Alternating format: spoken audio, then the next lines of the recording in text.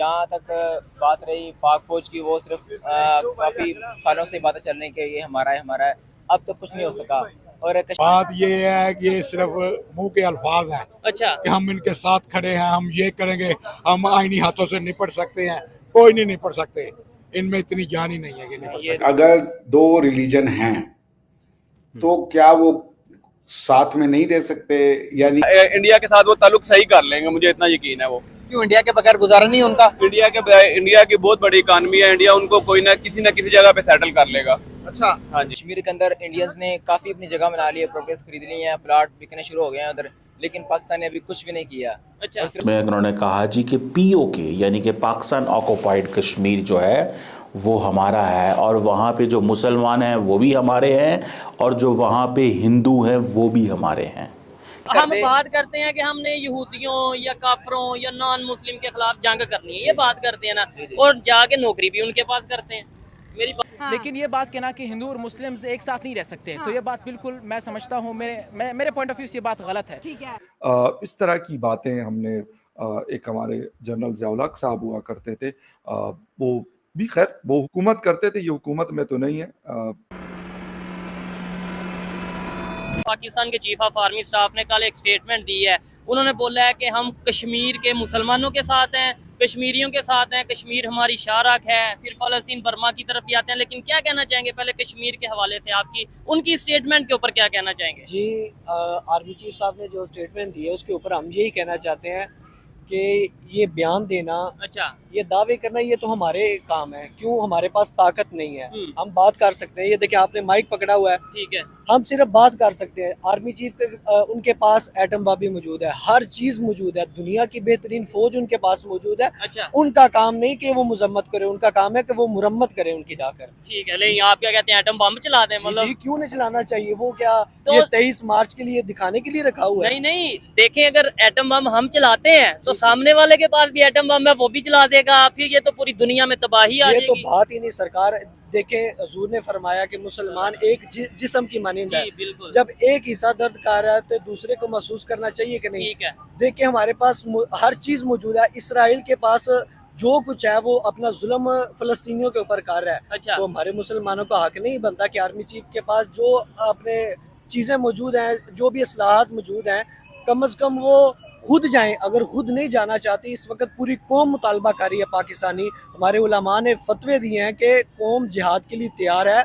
Army chief साहब पहल करें। अगर वो नहीं जाना चाहते, जिहाद के लिए तैयार हैं? जी अल्हम्दुलिल्लाह, हम आप भी जिहाद के लिए तैयार हैं। जी ठीक है, आपको भी अगर कह दिया जाए गवर्नमेंट की तरफ से या जैसे जी, भी जी, कहा जाए कि भाई हमें कश्मीर जाओ जिहाद के लिए, जाओ फलस्तीन जाओ जिहाद के लिए, फर्जे हैं तो इस वक्त हमारी फौज के ऊपर है। अगर वो नहीं करती, अल्हम्दुलिल्लाह हम तैयार हैं। हम नहीं, हमारी तहरीक लब्बैक पाकिस्तान पूरी ही तैयार है, सिवाय ऊपर से लेकर नीचे तक हर बंदा तैयार है। अच्छा, कि हम 1000 साल से सब कॉन्टिनेंट में रहते रहे हैं, उसके बाद हमने मिलकर अंग्रेजों से आज़ादी ली, उसके बाद 1857 में जंग आज़ादी हमने मिलकर लड़ी थी, उसके बाद हम एक साथ रहे हैं, हमने कांग्रेस बनाई थी तो उसमें भी मुस्लिम थे। हमारे founder of Pakistan Quaid Azam Mohammad Ali Jinnah was the member of Congress. तो इसका क्या मतलब हुआ? इसका मतलब ये है कि हम अलग है। मैं कभी कभार सोचता हूँ कि अगर हम सब कॉन्टिनेंट में होते तो आज पाकिस्तान ना होता, इंडिया ना होता और एक अजीम भारत होता, तो हम दुनिया की सुपर पावर होते। जस्ट इमेजिन बांग्लादेश हमारा हिस्सा होता, जस्ट इमेजिन पाकिस्तान हमारा हिस्सा होता, जस्ट इमेजिन कि इंडिया हमारा हिस्सा होता। हमारी मुसलमानों की आबादी 70 करोड़ तक होती, जस्ट इमेजिन 20 करोड़ पाकिस्तान में रहते हैं,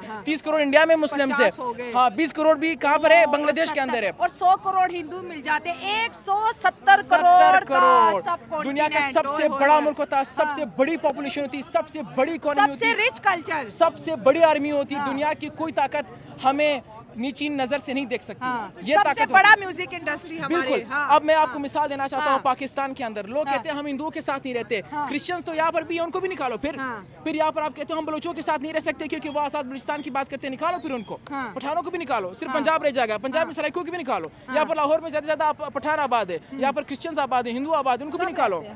हम सब इंसान एक जैसे हैं, हम सब इंसान एक जैसे हैं, हमारा ब्लड एक जैसा है। जब अल्लाह ने कोई फर्क नहीं किया, who the hell are you, who the hell am I, क्या हम फर्क करे जाके? हम इसका मतलब एक तो साफ हो गया कि पाकिस्तान के हिंदू के लिए वहां कोई जगह नहीं है। ठीक, उन्होंने कहा जी हमारा सब कुछ हुआ है, तो आपका 1-2% जो भी है, आप उस हिंदू के दिल पे क्या बीता होगा जरा आप सोचिएगा। ठीक है।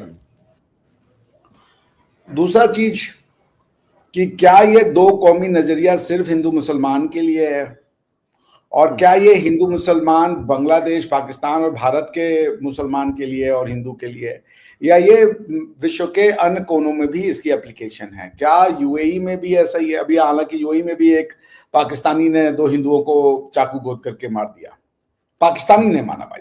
पाकिस्तान की आर्मी चीफ कश्मीर जो भारत के पास कश्मीर है उसकी बात कर रहे हैं, और इंडिया वाले किस कश्मीर की बात कर रहे हैं? जो पाकिस्तान के पास कश्मीर है। सो ये है वो सिचुएशन। और कल पाकिस्तान की आर्मी चीफ की जो थी तकरीर जो थी उसको बहुत ज़्यादा मीडिया के ऊपर डिस्कस किया जा रहा है, सोशल मीडिया के ऊपर वो बनी हुई है और बड़ी लंबी चौड़ी बातें हुई।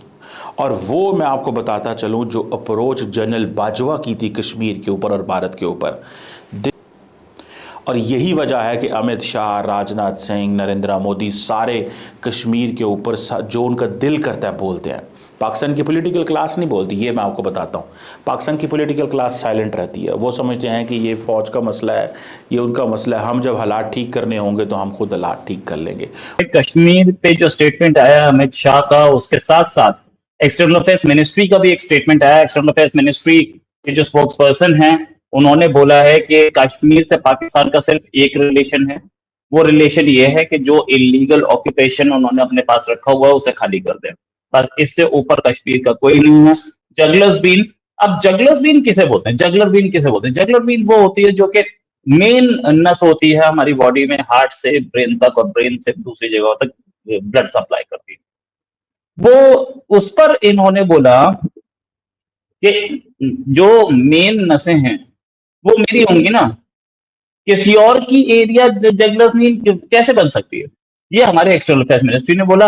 हमारे एक्सटर्नल अफेयर्स मिनिस्ट्री ने और भी रिएक्शन दिया, बोला कि vacate the illegally occupied territory. साथ में अच्छा, कल एक लंबी तकरीर थी आसिम मुनीर साहब की, आर्मी चीफ साहब की। अच्छा, उस पर अब पूरा ट्विटर, पूरा सोशल मीडिया उस पर अब टूट चुका है। सबने उस पर वीडियो बनाया, सबने उसको बताया। अब फैक्ट इसके बड़े जोश वाली स्पीच थी, नो डाउट अबाउट इट।